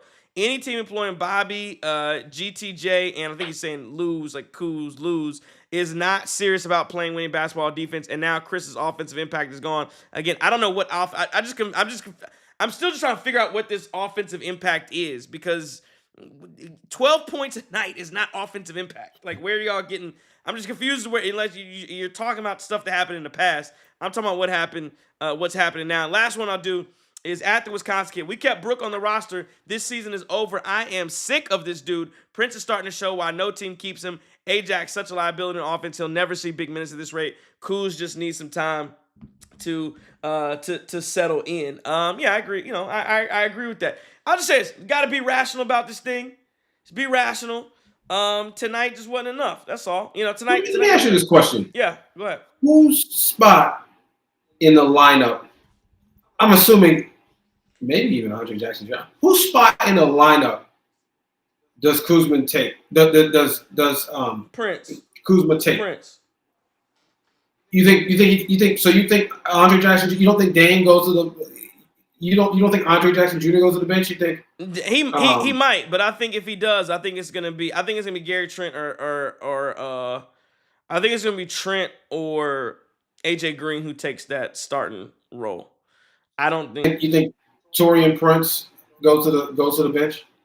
When Kuzma comes Yeah, I through? think Kuzma's gonna play 3. I think Giannis is gonna be your 4, and I think Brook will start at your 5, and then you can kind of play with the minutes there, depending on how the game goes. Whether Bobby comes in and plays 5, or Giannis is your 5, and Kuz goes to your 4. I think you have a lot. I think you have a lot that you can do. I think you have a lot that you can do with Kyle Kuzma at the at 6'9", playing the 3, playing the 4. They asked him, Eric Name asked him before the game, "Are you a 3 or are you a 4?" And he said, I just play ball. I don't matter. I play basketball." So, which is a really good answer. But I think you do also have to wonder, you know, and I may be in the minority here, and I'm glad I take heat for this. I feel like Andre Jackson Jr. I ain't don't starting disagree right with now. that. I feel like them days gotta be numbered, man. I just don't know how long are we gonna keep doing this? How long are we gonna keep doing this before we give somebody else some run? Let's see what Gary Trent was like this. I mean, I don't know. How long is it before Doc says, okay, we're gonna go ahead and send Andre Jackson Jr. Yeah. Have him come off the I bench. think I think again your problem, again, he couldn't do anything with Trey Young tonight. But I think your problem is the That's true. Bucks can't defend, and I think until they can, you're gonna have a guy who you have Doc Rivers, who's like, I want somebody who's not gonna be afraid to go out there and play defense and do some of the hard nosed things that you want to see a guy like that do, or a player do, and the Bucks don't have a lot of those guys. But again, so I think that's what happens. Bobby says, pretty sure people are talking about Middleton's efficiency compared to Kuzma when they say we miss Middleton's offense. Yeah, but again, yes, he's more efficient, but he's still scoring 12 points a night. So I mean, what am I doing with that? But again, I think Kuzma makes up for that in rebounds. I thought he rebounded well tonight in 20 minutes. I thought he rebounded extremely well. So you're gonna make up for that in rebounds. You're gonna make up for that in you can make up for that rebounds. You can make up for that in his in being able to move on the defensive side of the ball. Which again, that's been the problem for the Bucks over the last 10 or so games. It's really been defense, not so much the offense. So again, I think you're going to be okay with a little bit more volume. And again, I think it just means more shots for Dame and Giannis. Because again, here's the thing, I don't know how Chris is 34, whatever he is. If you're relying on Chris Middleton to hit tough shots all playoffs, you're cooked. Like you have to have more guys that can do other things. That was, I think, the whole point That's of true. this. And again, do I wish it was Jimmy Butler? Yes. Do I wish it was Zach Zach Levine? Levine. Even Zach Yes. Levine. Yeah. But it just so happened that and that's the thing. Talking about all this thing again. That's what I just want to get back to with some of you that are talking about we're gonna miss all this from Chris Middleton. If other people in the league or other teams, other GMs thought you were missing so much, they would have went and got him, because they would have been like, "Oh my God, we need a guy that can do all of these things that you guys are acting like he does such an elite level." They would have been knocking the door down to go get Chris Middleton for their team. That's what they would have done. They would have done that. They didn't. They didn't. They thought, you know what he's good enough for? Kyle Kuzma. That's what he is. He's good enough to swap for Kyle. That's what they thought. I didn't think that. They thought it. So And again, keep in mind, it's not just the court; it's also the contract too. That's the correct, other because you thing had to get too. him the second apron. Right, and what nobody well, and obviously the Heat, the Suns, the Bulls. Wasn't nobody else willing to pay Chris Middleton $30 million a year for that production either. No. Richard C says Doc won't play Sims or KPG. I guarantee. I disagree with that. Doc has shown a lot that he's played the younger guys. With Ajax in the starting lineup, he's played AJ Green. I disagree that he won't play Sims. Again, I'm gonna give Doc a pass for not playing. I would have done it, but I think I'm gonna give Doc a pass for not playing Sims, because again, to me, the only thing that's wrong with Kyle Kuzma's defense tonight was I thought he was out of position a little bit. But again, it made sense. There was one play where he lost, I believe it was Larry Nance, but there was a bad pass that went out of bounds, so it didn't hurt him. But I thought that Kuzma, what you didn't want to have was two guys out there who, again, they just got to the team, they don't know what they're doing. So I understand why you don't play Sims tonight, especially in a role where you're the big rim, you're the big in the lineup, you're the rim protector, last line of defense. You can't be out there giving up layups. Now Brook did a lot of that tonight just because he was sorry, but again, I'm not upset at I'm not gonna hold Doc's feet to the fire for not playing him now. Now against Philly on Saturday night, and we don't know if Joel Embiid's gonna play or not, whatever. But on Sunday, I like to see him in the game. That's what I say. I like to see him in the game. Um, yeah. It, Does anybody know when Kevin Porter's making his debut? Yeah, Is that going to I would be assume Sunday? so. I know he was late getting over to the Bucks because they didn't announce that one until very late. Mm. But yeah, I would assume he's gonna play on Sunday. Bad says Ajax killed the offense. Ajax passed the ball out when he could have dunked the shot too. Yeah, I remember that one. I think the Bucks still ended up getting points off that possession. But yeah, he definitely does that often. I think Kyle Kuzma missed a three on that one when he passed that one out. If it's the same one we're talking about. You got Say a lot again. of guards. You got a lot of guards at this point. A lot of what? My thing keep cutting out. Guards. Guards, yes. Yeah. You good. It's not. It wasn't important. Yeah, we got. Like, it'll be really interesting to see how this thing works, right? Because these rotations gonna be a little different though. When you got Kevin, provided that Kevin Porter Jr. makes his way into the rotation too. That's another factor that you got to think about. And some minutes, like whose minutes does he eat into? Does he get a chance to run with the ones sometimes? I mean, we've seen Kevin Porter Jr., especially in the Houston years, really good, right? Like a rising star. And then, there's been some efficiency issues the last couple of, post incident. I haven't looked at the numbers to see what the drop off was post that, when Kevin Porter went through his thing. But I'd be curious to see what the percentages Yeah, were before and after. I think he will have a hard time cracking like regular rotation minutes, but I do think I think he's gonna get an opportunity. I definitely think he's gonna get an opportunity, but we'll see if he really cracks that rotation where he's playing consistent minutes. But he'll have a shot here. Let's do it, JT. Game ball tonight. Where are you going, game ball? You know what? I would give it to Kyle Kuzma to spite all these trolls, but I'm not gonna do that. I'm gonna go Gary Trent Jr. tonight. I'm gonna get a game ball to Gary Trent Jr. You know what? No, scratch that. I'm gonna get a game ball to Bobby Portis. Oh yeah, Bobby Portis deserves it. Second straight, very very strong performance from Bobby Portis. Bobby Portis deserves a game ball tonight. I know we gave Bobby grief earlier in the season, but we got to give him credit when it's due. Definitely, Bobby Portis gets a game ball tonight. The other thing I'll say on Bobby is I think these trades made him even more important to the Bucks roster. I think he's got to be even more consistent. I think the nights like tonight, I think he's gonna have to play like he played tonight. Like, what did he finish tonight? 26, 15, and 6. I mean, I'm not asking for 26, 15, and 6. But he's gonna have to play. He shot 50% from the field, shot 50% from three, 15 boards. Yeah, we're gonna need a lot of that. 100. We're gonna need a lot of that from Bobby Portis. He's gonna have to play very well. Given again, we're admitting that the offense will have more of a drop off. Again, it's not replacing Chris Middleton of old, but it's when you're trying to win a championship is Chris Middleton 2021 Chris Middleton. Kyle Kuzma is not going to be that. Then you need to have you need to be able to make up what that gap is if you're gonna win. Bobby Portis is gonna and it's gonna be a group collective effort, and Bobby Portis is gonna be 100%. A part of that. Game ball for me, I'm gonna give it to Muhammad Guy. I thought, you talk about energy, you talk about effort, you can really split it because I thought Dyson Daniels was really good too, 15 and 10 assists. But Muhammad Guy, I thought 15 boards, 15 points, 12 rebounds. He was just all over the court, man, and scoring the ball over Brook Lopez, getting rebounds over Brook Lopez. I hadn't really heard of him before, but he definitely impressed me. Jumped off on the film tonight, and just had a really, really, really good night, and really propelled Atlanta, helped Atlanta win that basketball game. So Muhammad Guy is gonna get my game ball tonight. You know me, you got to win to get in. And Man, go ahead. We giving our game balls to the Hawks player. I give it out to no, I'm not. No, I'd rather not. I gotta give it out to winners. Game ball got a Bucks logo on it, but you gonna get it to a Hawks player? Hey, okay. Yeah, you gotta win. You gotta win right. to get in. For me, that's how I do it. Let's go around the league. Let's see what happened in the rest of the NBA tonight. Suns are struggling with the Jazz, 67-63.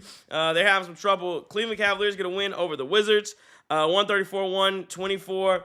The Hornets beat the Spurs tonight, 117-116. They get the dub. I think it was the last second three by Miles Bridges. Pistons, 125-112 over the Sixers. How about your boy, Malik Beasley? 36 for him tonight. Ooh. That's a big night for Malik Beasley. Man, 36 for him. Hold on, let me see. 36, 3 boards, 1 assist, 13-23, 9-19 from 3. He had a heck of a night. The Brooklyn Nets 102-86 over the Miami Heat, and then the Thunder beat the Raptors 121-109. JT, before we get into the Super Bowl, I did want to ask you this. Did you hear about death threats for Nico Harrison out in Dallas? They play Saturday. So Saturday night is going to be interesting. I believe they play the Houston Rockets at home. First home game without Luka Doncic. That fan base is, again, he has hired security to guard his family. They should be embarrassed. The Mavericks fans should be embarrassed over this. Yeah, I'm with you. Go ahead. They should. There is no reason to be giving death threats to this man. There's no. First off, y'all don't even like basketball like that. You stop playing. The state of Texas, Dallas doesn't get Dallas. The Mavericks won that championship in 2011 and missed the playoffs. Was like 10 straight years, 11, 10 or 11, 12 straight. The Mavericks won that championship with Dirk, missed the playoffs 10 straight years after that. Stop it. Y'all was giving out your tickets at gas stations. Y'all was at the TCBY treats or whatever it is. Hey, get some ice cream, get a free Mavericks ticket. Stop it. And you're going to sit up here and get this man a death threat. These people are something else. I think Dallas fans should absolutely be ashamed of themselves. It makes zero sense. Yes, the trade was foolish. Yes, you gave this man away for pennies on the dollar. Yes, you probably should have let a market develop for this guy. Yes, this was GM malpractice, and this felt like you were doing Rob Pelinka a favor. I don't know what the relationship was. They got pictures of the secret meeting in the coffee shop between these two, released over Twitter. Stop it. He should be ashamed of himself. Leave that man alone. Fans gonna give him death threats. Gonna take his life because he traded Luka. Seriously? Come on. And again, y'all don't even like that. Y'all don't even give a damn about basketball like that down there. Man, I'm with you. Yeah, absolutely ridiculous. It is a sad state of affair when Nico's got to get security to move around the Dallas area. But he trades Luka, and the fan base is upset about it. And it's good. I will say it's gonna be very interesting. Very interesting. To see what the scene is like in Dallas and the vibes that take place in that arena. I think there's gonna be heavy booing, a lot of issues that team's gonna face. But again, winning solves everything. So we'll see if they can go out there and get some dubs. Did you see what Dallas did? They offered to refund season ticket holders. Yeah. People are That's pissed off. Crazy. That's absolutely crazy. You know what? I would tell them too bad. You come here to see the Dallas Mavericks. You come here to see your contract, whatever it is, your personal seat license is with the Dallas Mavericks. It is not with Luka Doncic. It's not with Nico. Stop playing. I can't believe that you would threaten this man's life because you're mad that he traded your favorite player. And again, it goes back to this. It goes back to the second apron and where teams want to be, and they're looking at the second apron. And you saw they're looking at second apron, and they're using second apron as a de facto hard cap. Yep. And and because there's so many penalties associated with it. So again, when you look at the Chris Middleton deal and why one of the reasons the Bucks did it, it was because they had to get under the second apron. You had to do it. And there's just no way around it. And again, that's one of the reasons why, if you look at two more things, one of the reasons why Dallas made the move, because again, they see themselves, if you give Luka, every time Luka may be averaging $7 million a year with the new CBA and the new deal he's going to get, if you're at that level, you're making some hard decisions on everybody else. And if you don't think you can win a championship with that guy, that's a problem. Again, what do I disagree? Yes, but that was their decision. And then you look at Memphis, who gets rid of Marcus Smart. You think that was a basketball decision to get rid of Marcus Smart? Marcus Smart hadn't hardly been playing, but because he was hurt. But Marcus Smart is a veteran. He has championship pedigree. He is a big time player. Has a lot of intangibles, a lot of things you want on a team. You want him just to be around a basketball team, just to have veteran presence. But they're looking at the future and they're thinking, oh man, we have to re-sign Jaren Jackson Jr. We've got to do this. And you don't want his number on the books for that. And so you give him away for nothing. You give him away. That's not a basketball move. Again, what if somebody gets hurt? What if Desmond Bane gets hurt for Memphis in their playoff run? Wouldn't you want a guy like Marcus Smart to get in there and play. So again, I thought that was just shows you how bad and how desperate teams want to get under the second apron. King says Mavs owners trying to move to Vegas. Number one, let me tell you why that's not going to happen. Because the NBA wants those franchise wants that franchise there's a fee associated with bringing in a totally new franchise. And there's more money to be had by bringing in a totally new franchise to Vegas versus taking the Dallas Mavericks and moving them from Dallas and moving them into Vegas. So again, if Dallas Mavericks owner wants to move them, that's on whoever it is. But I'm not sure who owns Mavericks now that Mark Cuban sold his majority share into him. But they will not move to Vegas. Vegas will get a team. It will be from a new ownership group. We'll see who it is. I got a feeling it's going to be your boy LeBron James. Oh, yeah. I can see that. I can 100% see that happening. Yeah. And again, you don't think it's a coincidence? You think it's a coincidence that he got Maverick Carter or you're trying to see who they can create an international league? He's sitting there telling you, hey, I better be involved in – to me, that is a message to the NBA saying, hey, I better be involved in this Vegas deal or we're going to do our own thing because I want to own the team. But what's his ownership group? Is it Fenway Sports? Is he part of Fenway Sports Group or something? Like they own a couple teams. They own a couple of entities right now. I think he has an interest in a soccer team too or something. I think he does have an interest in soccer. Is it Man U? I don't know. Arsenal. I'm not really sure. Who what team, what club they have an ownership interest in, but that would not surprise me at all if LeBron James in 3 years or so, or 3 or 4 years, is an owner of an NBA team. Yeah, no, not at all. Would not be surprised at all. Last thing, JT, I want to get to Super Bowl tomorrow. Super Bowl Sunday. Chiefs and Eagles. I will say, one thing I'll say is, and we'll talk about this tomorrow a bit on RTCQ's 97.3 The Game, on for an hour because Badgers will take up some coverage. But one thing I will say, JT, is the NFL's got to do something about this week-long break that they take going into the Super Bowl. If you are not a Philly fan or a KC fan or from one of those cities, I don't know that this week meant anything at all to you. I don't know that I gave a damn about media day or Radio Row or whatever. I saw some clips. Saw a couple clips on Twitter for some interesting. Hey, you saw Trump gonna be at the game? What do you think about that? I don't care. And then Travis Kelce, I thought he didn't answer. He probably answered like what's the name did has been receiver. I can't even think his name. Huh? Yes, no, D-Hop. Yeah. D-Hop was like, man, no matter to me, you just playing a game. So I thought it was interesting. Travis Kelce, again, you got to know, you got your woman who's out there totally against, that's just weird side to be on. Or at least, again, publicly, you got to be aligned with your woman. That don't make no sense. But at least publicly, you go in the voting booth, do whatever you want to do. But publicly, it's a weird riff. You out there, it's an honor. It's an honor for him to be here. And your wife out there calling him an idiot every time she could do it. So again, I guess it's not his wife, but you know what I'm saying. He was coming at your wife. He was coming at your wife. You out here looking like Lil Marco. You ain't gonna let somebody call you Lil Marco and then you right. Whose wife was it Ivy Cruz? Ted Cruz's wife. He was banging on. He was banging on his wife. But you out here gonna chummy with buddy. But yeah. So that week going to the Super Bowl, terrible. I mean, and not only does it not mean anything, but because the NBA trade deadline is that week, the NBA dominated the entire news cycle. People will not care about this. Now, Sunday, the game's going to do huge numbers, of course. But in the 24-hour news cycle, man, I don't know, do you take the week away? Do you just play it the very next week like you would any other game?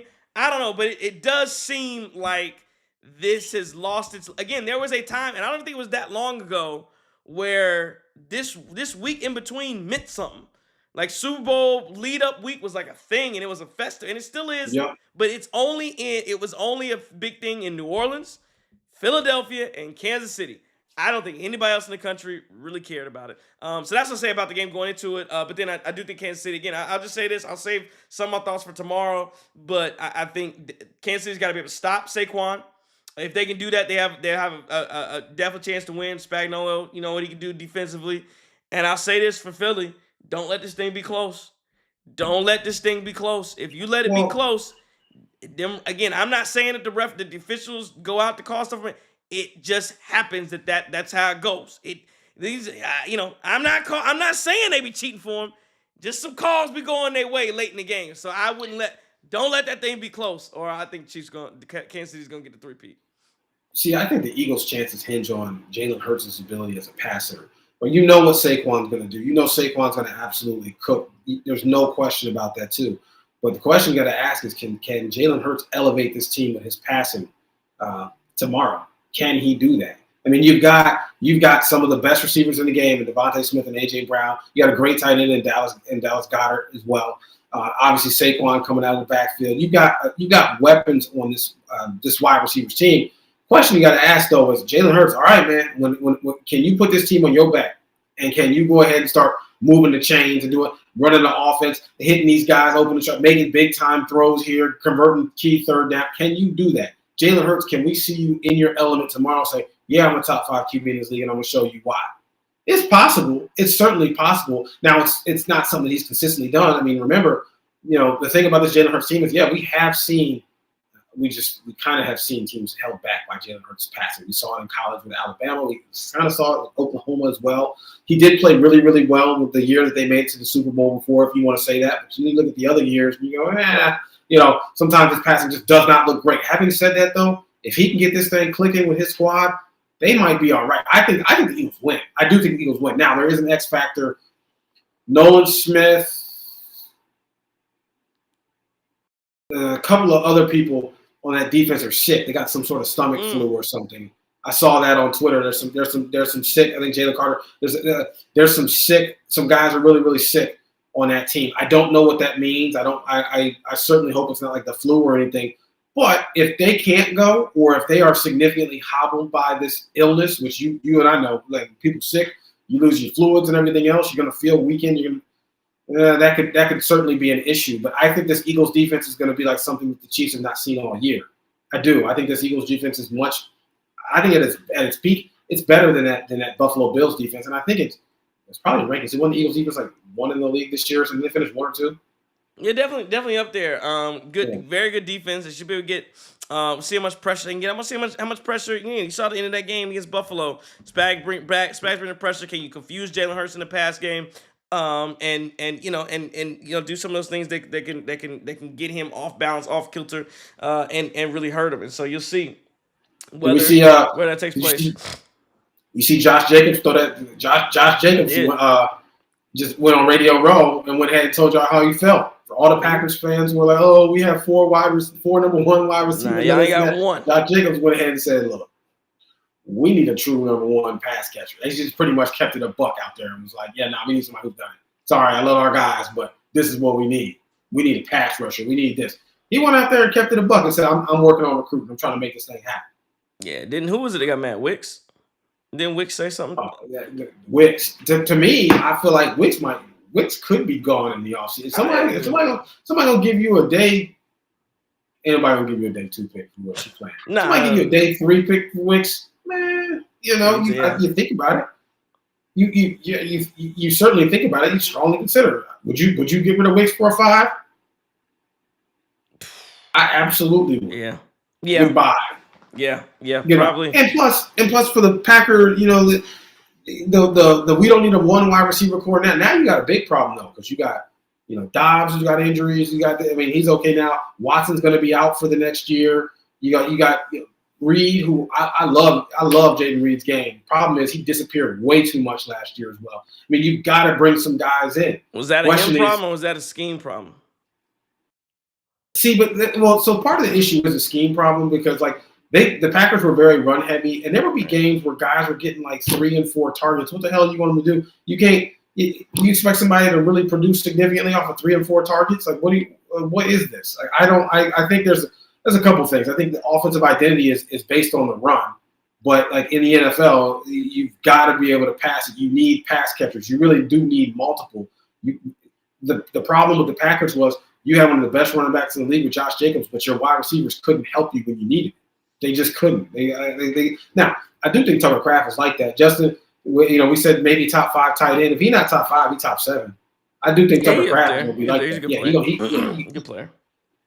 A very good player. But yeah, that is a thing. The Packers scheme. It's hard for anybody to get significant target share. You're spreading the ball out so much that guys are getting limited opportunities. Having said that, you can't drop it when you get it. You can't disappear. You can't. You can't say I'm a lead dog and you had 2 catches consistently. Nope.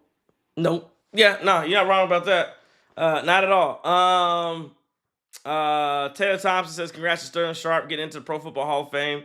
100% congrats to Sterling Sharp. He definitely earned it. I will say this. It is and I don't care who got in over him. Somebody, I'm not going to say it was Sterling. Somebody didn't deserve to get over Luke Kuechly. I know that. I don't know how the hell Luke Kuechly wasn't in the damn Hall of first ballot. That don't make sense. Somebody, I'm sorry. But this Hall of Fame class was weird, though. It was only, was it Jared Allen, Eric Allen, and this Hall of Fame class was weird. Like it was only like 3 players. Let me see here. All I know is Luke. Ain't no way Luke shouldn't have been in there. That's all I know. Having 3 players, 4 players, 1 player. Luke should have been in that damn Hall of Fame. You're doing it wrong if Luke Kuechly not in there. Now here's what gets interesting, though. Next year, have you seen next year's Hall of Fame? No. Honorees or next year's Hall of Fame. No way Luke shouldn't be in. Well, it gets interesting though because next year's first year eligibles are Larry Fitzgerald, Drew Brees, Phillip Rivers, Jason Witten, Frank Gore, Thomas Davis, Greg Olson. Yeah, no to Des Bryant. A lot of these guys don't have a chance, but I will say Larry Fitzgerald. That's probably Larry Fitzgerald should be in. Drew Brees is probably a lot. Drew Brees should be a lot. Frank Gore might be a lot. Frank Gore is going to try to get in off of longevity. It's not because production too. I mean, Frank Gore's for 3rd in rushing. Is he 3rd all time? Yeah, because he kept playing till he kept going. He kept playing. That is impressive too. I mean, Frank Gore had like 1,000-yard seasons at 33, and he was like 32 and 3. He wouldn't stop. But again, think about the people who didn't make it this year. Eli Manning. First ballot anyway. Okay, but his again, resume really isn't Hall of Fame. He has 2 Super Bowls, but he's never been an All-Pro. He's never been an MVP. He's made the Pro Bowl I think 2 or 3 times. He's got 2 rings. That last name, though, I mean, that's what I'm saying. Next year's Hall of Fame class to get in is going to be crazy, literally. Jared Allen, his career numbers were impressive. I mean, he made it over Kuechly. Personally, I think Reggie Wayne should be in the Hall of Fame. I think Torrey Holt should be in the Hall of Fame. Well, Steve Smith should be in if we got these boys in here. Steve Smith that's what I'm saying. We got them boys in. No, but Reggie Wayne, I think Reggie Wayne definitely deserves to be in the Hall of Fame. He should be. He absolutely should be in the Hall of Fame. Yeah. Justin says you're wrong about. We said who's the Chiefs number 1. Says that who's the Chiefs number 1 wideout since we doing. Well, I mean, the Chiefs got so Travis Kelce has been their de facto number 1 pass catcher. We'll call it that. Yeah. I mean, I don't know how much blocking he does, but again, Travis Kelce has been there. It has been Patrick Mahomes' most dependable pass catcher throughout this entire run. I mean, yeah, Travis Kelce looks a bit washed this year, but you still look at those numbers and you go, wow. I mean, washed Travis Kelce still ended up. Now it looked a little shaky that first month. I don't know if the Eras tour kind of wore him out or not, but stop it. Tell Justin that. By the way, Rasheed Rice is their number 1 when he comes back, and by the way, they won that Super Bowl with Rasheed Rice as their number 1. But I digress. Yeah. Last one I wanted to get at because somebody mentioned AJ Brown's the number 1 for the other team in the Super Bowl. By the way, I'm just saying for the Eagles. I mean, I'm just saying. The last one I want to get to, somebody said, Taylor Thompson said, I can't get past the bags with KPJ. Really want an explanation from Horst on that one. And again, I don't remember all of that. Was he the one Was Kevin Porter Jr. the one where the woman recanted her story after the fact? Is that not what happened? I thought it was an evidence issue. Was it? Did she recant, I or thought did that. they toss her for insufficient evidence? I Well, I haven't read a really little bit. done a deep dive. If I remember, if I recall, she was the one. Maybe we can look at this first. But if I recall, they thought they'd had what they needed, whatever. And then she basically went back and because they said he like broke her neck or something crazy, and she was like, "Nah, that couldn't have happened." Something. I don't. I'd look back at the actual story, but I believe she's So the one that said that the police basically lied and coerced her basically to saying whatever happened in the first place. That's what I believe happened in the KPG one. so KPJ, excuse me. he did plead guilty to misdemeanor assault and harassment violation, but I thought he was facing more serious charges there. And I also thought some of the details came out on that, and they were a bit jarring. Like what the hell happened? I don't fully remember all of it, but we will need to do a deep dive before we discuss this. And I was kind of hoping that we would talk about this once he plays, and we would say, Yeah, we let's can. kind of flush this thing all out once he plays. Having said that, Bucks fans are right to feel like Bucks fans are right to say, what the hell, this guy did this. But here's what Bucks fans got to understand: the Bucks aren't the team that determined that this guy deserves to be back in the league. I'm assuming, was he suspended? I mean, I would imagine. I don't recall. Was he ever suspended or anything? Because I remember the Rockets waived him like immediately after that happened, and I think there was something. Was he suspended? I'm trying to pull it up. I don't know. My phone's not. Let's see. Yeah, this one said he repeatedly punched her in the face, causing a gash. Yeah, she disputed the account, saying her injuries didn't support any of those claims. So yeah, she basically said that her and Porter argued for not even 10 seconds in their room at the Millennium Hotel. She said her injuries were the result of falling and hitting her head when Porter startled her awake. And so she says he didn't hit me. He never balled his fist up and hit me. He definitely didn't punch me in the face numerous times. That's a lie. I don't have any injuries to support that. So again, I don't know. The Rockets suspended Porter for a game. Oh, that's for something else. So yeah, I don't know if he was suspended or what the deal was into all of that. But yeah. So his Well, woman at the time, she disputed every account of what took place. Well, so apparently though, so here's where it gets a little weird. I guess the Manhattan District Attorney talked about how he had a history of abusing her, including an incident where he allegedly rammed his car into her. So there's a lot out there. We got to really do our research and do a deep dive into this so we can kind of lay out all the facts when we start to kind of litigate, talk through this. But what I'll say right now is that the Bucks aren't the team that gave Kevin Porter his second chance. It was the Clippers that gave Kevin Porter a second chance. Right. So understand that he got back into the league from the. So this is important here because the league determined that okay, yeah, you can come back in. You've paid your debt, whatever it is. You can come back in. You can rejoin. And so at that point, it's like, all right, well, he got traded here. The Bucks traded for him after he had played with the Clippers here. We're not really giving him a second chance here. He had already been back in, and he was already a player. And what I'll say is that because of that, I think that just looks a bit different. It's just like Joe Mixon. Remember Joe Mixon punched that girl in college? Yeah. And then he was in the second round, and then he dropped in the second round. He played for the Bengals.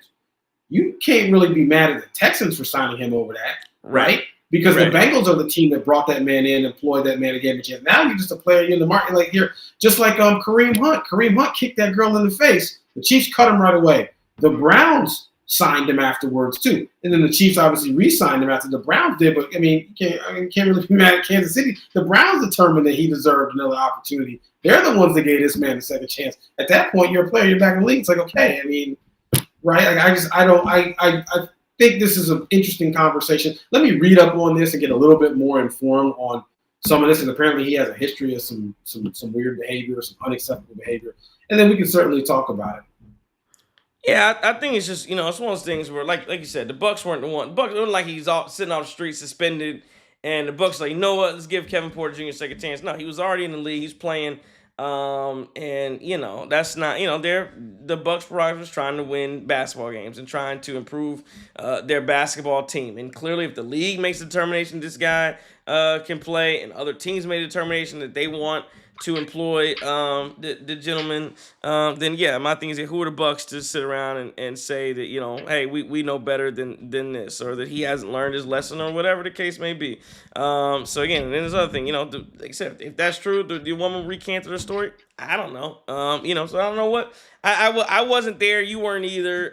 So again, I don't really know what took place. And again, if he's paid his debt to society, he's paid his debt to society. And you're playing basketball. So again, I'm gonna we'll see how he plays. I'm gonna be watching for his play on the court, and if he plays well, we'll talk about how well he plays. If he stinks it up, we'll talk about him stinking it up. That's where it is. Well, that's what I'll also say though too. I will say for these trouble players and these guys who they have these off the field controversies and people give them second chances, they come back. The unwritten rule of that is you have to play well. That's the thing. If you're a guy, you have to play well. You can't come back and stink. See Deshaun Watson, yep. Right? You can't come back and stink when you have these controversies because you have no cover at that point. Any and everybody's going to come, and it's going to be a constant pile on. You're going to become a distraction, and it's going to become an issue. And that's exactly what you're seeing happen with Deshaun Watson. He got a ton of massages, if you want to call it that, and all this other stuff. All this controversy they gave the world, they brought him in, and he's just been trashed for the Cleveland Browns. And now everybody hates Deshaun. Yeah, and then no straight. It must be awkward making excuses for Kevin Porter. I just people get in here and just say the stupidest shit. Like I don't give a what making excuses. I've never even seen the guy play why would I make an excuse for him? I've never seen him play. I really. I mean, the reason I wanted to play well is because he played for the Bucks. I don't get excuses. I wasn't again. That only was like if I was like talking about him while he was playing. Can't believe it. My thing is this. I was never out here screaming, why is he in the league when he was playing for the Clippers? So why am I about to pretend? That's what we call fake outrage. If you weren't like just screaming to the mountaintops about how he was in the league and playing for the Clippers and oh my God, if you weren't doing that before, I'm not about to sit here and be like, oh my God, he's on the Bucks. I'm not about to do that. Like, I wasn't worried about I wasn't worried about what he was doing before. I'm not worried about what he's doing now. I'm not, it doesn't, yeah, I'm not going to do fake and selective outrage where I pretend to be outraged about an issue that I was not previously outraged about. I'm just not going to do that. That's me. All right, let's take it there, man. Good show, JT. Had a lot of fun tonight. Want to appreciate everybody for joining us and listening, watching YouTube, Twitter, all that. Yeah, it was good. Bucks do get the loss, so again, you want to play a little better tonight against the Hawks. You want to get that win, but again, at the end of the day, this thing does not.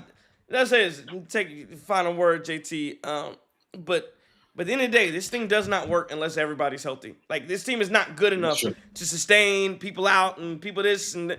Like, everybody's got to be healthy. Everybody's got to be doing their part. And so anytime that you have anything out, so that's why, again, I try not to say anything. I'm not upset that Giannis missed another game because I get that he has to get right. But it is frustrating. This team is not good enough to where Giannis can, and that's why I am glad that Kevin Porter. I am glad that Kyle Kuzma's here because I got to have guys that are in the lineup every single night. You got to play. I can't have Giannis overextending himself every other night because we got guys out of lineup can only play 20 minutes. That's why I need Kyle Kuzma playing as much as he can. So I need that to happen for Kyle Kuzma. Excuse me. I need to happen for Giannis again tonight. So was tonight to me the most frustrating part of tonight was not the score being 115-110. The most frustrating part for me was Giannis didn't play, and I'm sitting here like, God damn, like. This is not good. This is not going to work unless everybody plays, man. It's just not. So I couldn't care less how Kyle Kuzma looks, how Dame looks, how anybody looks. If guys aren't going to be in the lineup, it ain't working. Period. And let me make a correction here. I don't think the Mavs missed the playoffs 10 years in a row. I just think they won another playoff series 10 years in a row. Something like that too. Either way, I mean, hardly the dynasty, right? Hardly the dynasty. But yeah, no, I agree with you. This team has to be healthy. If they're not healthy, then it still just doesn't work. But one question I do want to ask you, and I won't ask it now because this is a different conversation. somebody in the chat, I think it was Iron Man Clan or somebody said, Damian Lillard is no longer a superstar at this point. And I really kind of wonder. I mean, we can litigate that. That's a different conversation because it's a broader conversation of whether or not Dame is still a superstar or not. I think you could probably argue it both ways that he is, and then some people say, well, maybe not. But different conversation for a different day. Maybe we'll talk about that on a slower day. Yeah. Also, man, super. You want to read that super chat from No Strays? Yeah, he says Cavs traded Kevin Porter Jr. after he exploded on team officials over moving his locker. Player gave his lock to Taurean Prince. Yeah, I saw that. Okay. I wonder if Kevin Porter might got something going on. I don't know. Something wrong with Kevin Porter. I need some guys angry. I don't mind. I need some guys upset. All these I need some guys upset. I need some guys that have a problem, that are out here that for whatever, you got to make up problems. I need people in the locker room uncomfortable. That's what I need people uncomfortable about what the hell going on, because there's too much comfort going on when you out here lose. So I don't care. I don't care the man blowing up over locker room. Listen, I need you to be stable while you're here. What can I do more? I need you to be mentally stable. All you can do is lose. Lose. I mean, true, but I need you to be mentally stable if you're here. What you can't do is come here, not play well, and then show your ass. Can't do that. You got to play well, but Taurean Prince need to look over his shoulder. You play that sorry, somebody need to smack him upside the head. I don't mind. You playing like ass. You don't need to lock up and say you need a different number, different lock, whatever you need. So yeah, I'm happy. Bring him in, let him smack somebody upside the head. Somebody might need to get smacked. They ain't playing well enough. Somebody might need to get smacked. So watch your back, Taurean. Just Kevin Porter around. How about that? Let's wrap it there, man. Again, appreciate everybody for listening. Appreciate everybody for joining us. If you like what we had tonight, please give a like. Please follow, subscribe, all that stuff. Tell a friend and tell a friend and tell a friend about the Cream City crossover. We enjoy it. We have a lot of fun out here on this show. No, that's crazy work. No Stray says he still has he says he can't judge. He still has his Aaron Hernandez jersey in the closet. That's wild. That's wild. Question is, do you still wear it? Yeah, that's what's crazy. We didn't want to wear the Aaron Hernandez jersey. Yeah. Aaron Hernandez had a lot going on. Yeah, had a lot going on. Have you seen the most recent news about Aaron Hernandez? Nah, I haven't. I'm sure you have. What is it? I don't know. I don't keep up. He's been dead. How long has he been dead? Like 2 years? I would say I'll say it off air, but I mean apparently he wasn't too miserable in jail. I'll just leave it there. Oh yeah, I don't know what was going on with him in jail. He killed himself in there, didn't he? Did he hang himself in there? I don't remember how. I thought he hung himself. I don't remember. I think he allegedly had a few lovers in there or something. Yeah. Let's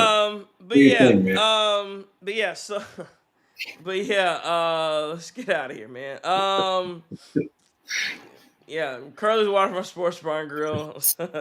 Appreciate our sponsors tonight. Proud sponsor of the Cream City crossover. This has been a Cream City Media Group production from the Groove Trick with Third. Hey, don't take no wood nickels. If we have your enemies on because they're dead, to tell you the truth.